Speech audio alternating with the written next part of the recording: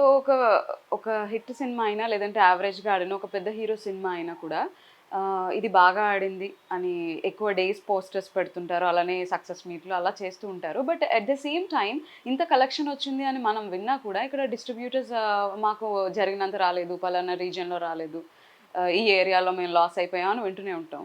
దానికి కారణం ఏంటంటారు? అండ్ ఈ ఏం లేదు, ఫేక్ అది పబ్లిసిటీ ఏంటండి? పబ్లిసిటీ కోసమేనండి అది. ఇంత సూపర్ సక్సెస్ అయింది, 500 కోట్లు 600 కోట్లు వచ్చినాయి అని అంటారు. అది అంత రాకపోవచ్చు.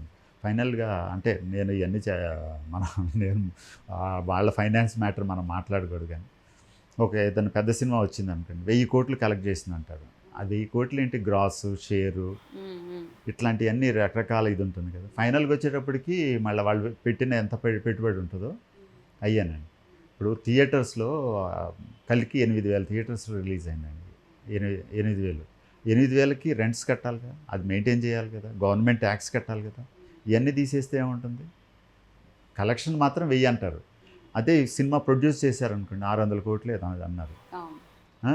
1000లో 50% అయిపోయినాయి అనుకోండి, ఇంకా 50% అంటే ఇంకా 100 కోట్లు లాస్లోనే ఉన్నట్టు కదా. అంటే బ్రేక్ ఈవెన్ కూడా ఇంకా ఇన్ని రోజులు రన్ అయ్యి సక్సెస్ఫుల్గా సూపర్ డూపర్ బ్లాక్ బస్టర్ అంటే క్రాస్ అయ్యారు జస్ట్. ఇవన్నీ బయట చాలా ఈ లెక్కన ఇండస్ట్రీలో లాభాలు రావాలంటే ఒకప్పుడు వచ్చేయండి, విపరీతంగా వచ్చాయి. ఇదివరకు లవకుశ ఉంది. అవును. లవకుశ 60స్లో ₹1,00,00,000 కలెక్ట్ చేసిందంటే ఈరోజు ఎంతండి? నా ఉద్దేశంలో అయితే 5,000 కోట్లు కలెక్ట్ చేసినట్టు.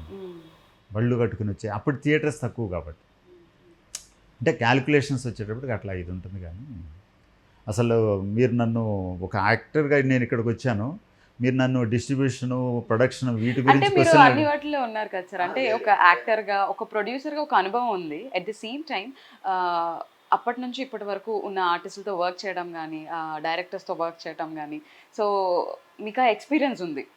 ఎక్స్పీరియన్స్ అంటే ఒకటండి, కొత్తగా వచ్చాడు ఇండస్ట్రీకి, అతనికి ఏం తెలియదని అనుకోవద్దండి. నేను 40 సంవత్సరాల నుంచి 50 సంవత్సరాల నుంచి ఉన్నాను, నాకేదో తెలుసు అని అది కూడా తప్పండి.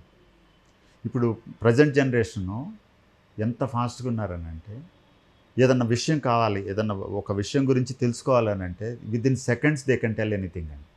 గూగుల్ ఇది వచ్చింది. ఇదివరకు టెక్నాలజీ అట్లా ఉండేది కాదు. కాబట్టి అసలు సినిమా ఇదివరకు రిలీజ్ అయింది అనేది కూడా 40-50 రోజుల తర్వాత తెలిసేదండి. ఇప్పుడు ఏంటంటే క్షణాల్లో ఒక అరగంట సినిమా పర్లేదురా ఈ సినిమా అని చెప్పేసి ఫోన్లో ద్వారా తెలుసుకుంటున్నాం అన్నమాట. సో ఒక ఆర్టిస్ట్గా మంచి క్యారెక్టర్ చేయాలి, లేదా ఒక మంచి పాత్ర మనం పోషించాలి అని అనుకుంటున్న క్రమంలో ఒక్కొక్కసారి కొన్నిసార్లు ఉపశమనం దొరుకుతూ ఉంటుంది. కొన్ని మంచి క్యారెక్టర్స్ వచ్చి, మంచి సినిమాలు వచ్చి, అది అందులో ఒకటి బాహుబలి. మీకు వచ్చిన ఆఫర్స్.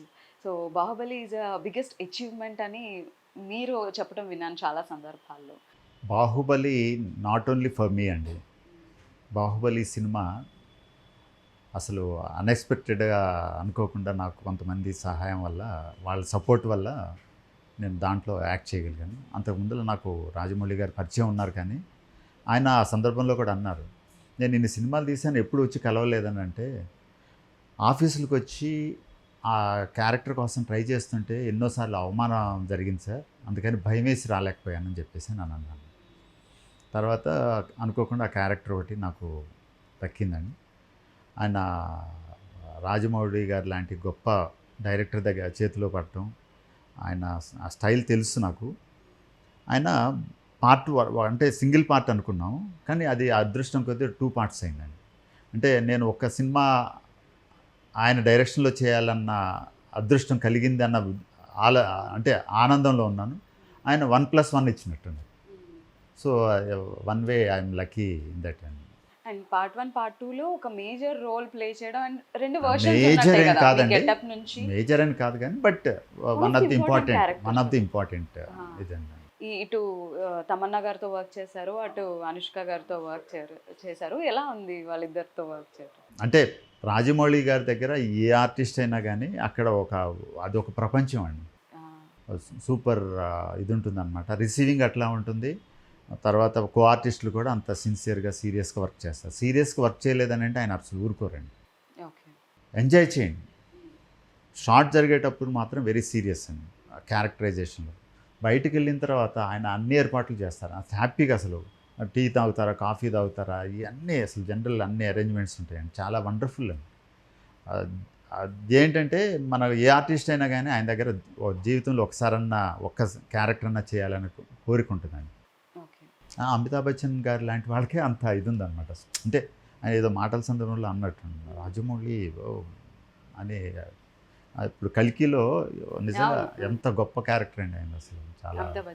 అమితాబ్ బచ్చన్ గారితో కూడా వర్క్ చేశారు. నేను చేశాను కానీ ఆయనను కలవటానికి కూడా పర్మిషన్ ఇవ్వలేదండి. ఓకే. జస్ట్ ఒక 10 ఫీట్ డిస్టెన్స్లోనే ఉంటాము. నో ఫొటోస్ అన్నారు. సైరా నరసింహారెడ్డి ఉంది కదండి, దాంట్లో షిప్లో మేమందరం ఖైదీలుగా వెళ్తుంటాం అన్నమాట. అండమాన్ పంపిస్తారు బ్రిటిషర్స్. అందులో నేను ఒక క్యారెక్టర్ చేశాను.